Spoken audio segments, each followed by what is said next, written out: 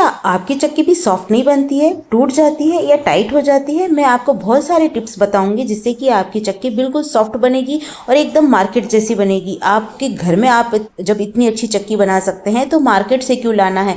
बहुत ही स्वादिष्ट बनती है, बहुत ही टेस्टी बनती है और घर पे बनाना इसे बहुत ही आसान है। तो चलिए मैं आज आपके साथ में अपनी रेसिपी शेयर करती हूँ। तो चलिए बनाते हैं इसे। मैंने 2 कटोरी बेसन मैंने यहाँ पर लिया है जिसे मैं अच्छे से छान लूँगी। इसे छानने के बाद में क्योंकि छानना जरूरी होता है ताकि इसमें कोई गुठली ना रहे।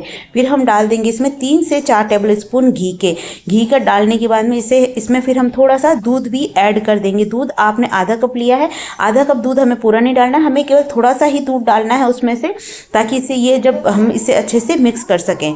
फिर हम इसे अच्छे से हाथों की सहायता से अच्छे से मिक्स कर लेंगे और इसमें कोई भी गुठली नहीं रहनी चाहिए, क्योंकि अगर गुठली रही ना तो जब हम बेसन सेकेंगे तो उसमें इसका टेस्ट बहुत बिगड़ जाएगा। तो आपको सबसे पहले मेहनत ही यही है, इसी की सारी मेहनत है, इसके बाद में कोई ज़्यादा मेहनत नहीं पड़ती है।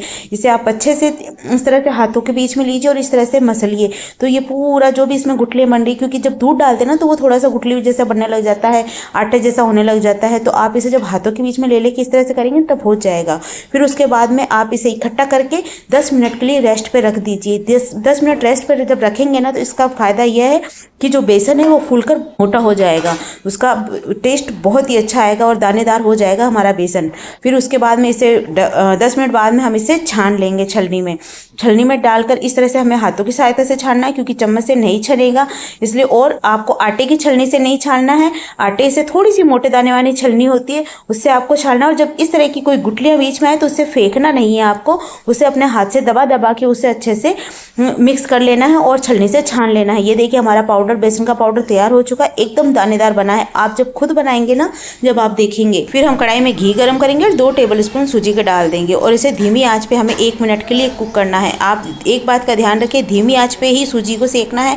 और 2 कटोरी बेसन है तो 2 चम्मच ही हमें सूजी डालनी है। फिर हम इसमें डाल देंगे जो बेसन है हमारा, वो बेसन सूजी पक जाने के बाद में 1 मिनट सेकने के बाद फिर हम इसमें इस बेसन को अच्छे से मिक्स करेंगे और इसे भी हमें धीमी आंच पे सेकना है। एक बात का आप खासकर ध्यान रखें, आप कुछ भी बना रहे हो, चाहे आटे का हलवा बना रहे हो या कोई भी सूजी भी सेक रहे हो, हमेशा लो फ्लेम पर सेकिए। बहुत ही अच्छे से सीखेगी और बहुत ही अच्छा टेस्टी हलवा बनेगा, टेस्टी आपकी चक्की बनेगी, लड्डू भी अच्छे बनेंगे। आप कुछ भी सेको उसे लो फ्लेम पर सेकिए और जब इसका रंग चेंज होने लगे तो इसका मतलब हमारा बेसन सीख कर रेडी हो चुका है। ये देखिए हमारे बेसन का कलर चेंज हो चुका है, इसका मतलब हमारा बेसन सीख चुका है। अब हम इसमें डाल देंगे थोड़ा सा घी, क्योंकि हमने पहले घी कम डाला था। घी पहले से ज़्यादा डाल देते हैं ना तो हमारा जो बेसन है वो अच्छे से सीख नहीं पाता है।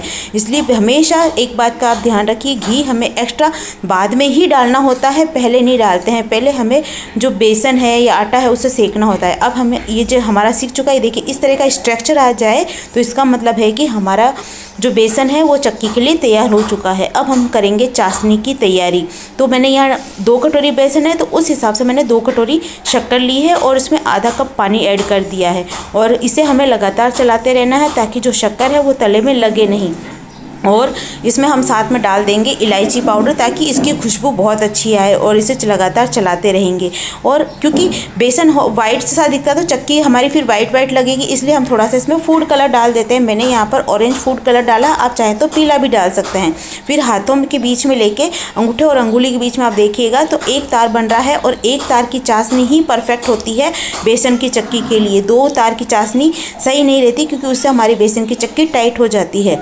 तो आप इस का ध्यान रखिए। अब हमारा बेसन को वापस हम हल्का सा गर्म करेंगे और उसमें डाल देंगे ये जो चाशनी है वो चाशनी इसमें ऐड कर देंगे और इसे अच्छे से मिक्स कर लेंगे। और गैस का फ्लेम हमें बंद कर देना है, क्योंकि गैस का फ्लेम अगर चालू रहेगा ना तो हमारी जो चाशनी वो गाढ़ी होती जाएगी और हमारी जो चक्की है वो भी टाइट हो जाएगी। इसलिए गैस का फ्लेम बंद करके उसके बाद में हमें चाशनी को इसमें ऐड करना है और इस तरह से इसे अच्छे से मिक्स करते जाना है। फिर इस तरह से जब ये मिक्स हो जाए पूरा, ये देखिए इस तरह से पूरी अच्छे से मिक्स हो चुकी है हमारी चाशनी इसके अंदर और हमारी जो बेसन है वो भी फूल चुका है। अब मैंने एक प्लेट पे घी लगाया है और सारा जो बैटर है वो इसमें ऐड कर दूंगी और इसे हाथों हाथ जल्दी ही डाल देना है, क्योंकि गरम में ही ये जमेगी। उसके बाद में ठंडा होने के बाद में ये कढ़ाई में ही है जैसे जम जाती है। इसलिए सारा जो बैटर है जल्दी से प्लेट में डाल के और उसे चम्मच से या किसी भी प्लेन कटोरी से आप इसे दबाकर इस तरह से सेट कर दीजिए।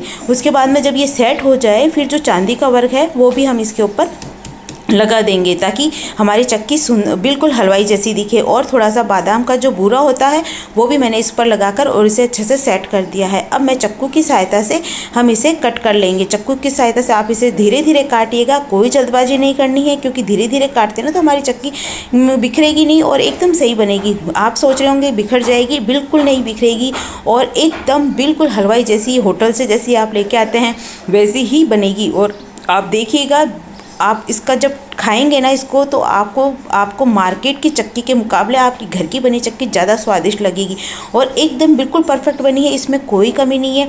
इस तरह से हल्का सा टच करते ही ये निकल जाएगी, क्योंकि हमारी बिल्कुल चक्की बिल्कुल सॉफ्ट बनी है।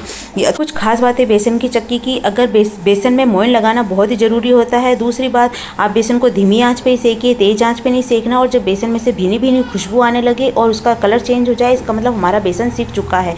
तो ये बातें आप ध्यान रखेंगे तो आपकी बेसन की चक्की बिल्कुल सॉफ्ट बनेगी। तो वीडियो को लाइक, चैनल को सब्सक्राइब करना ना भूलिए।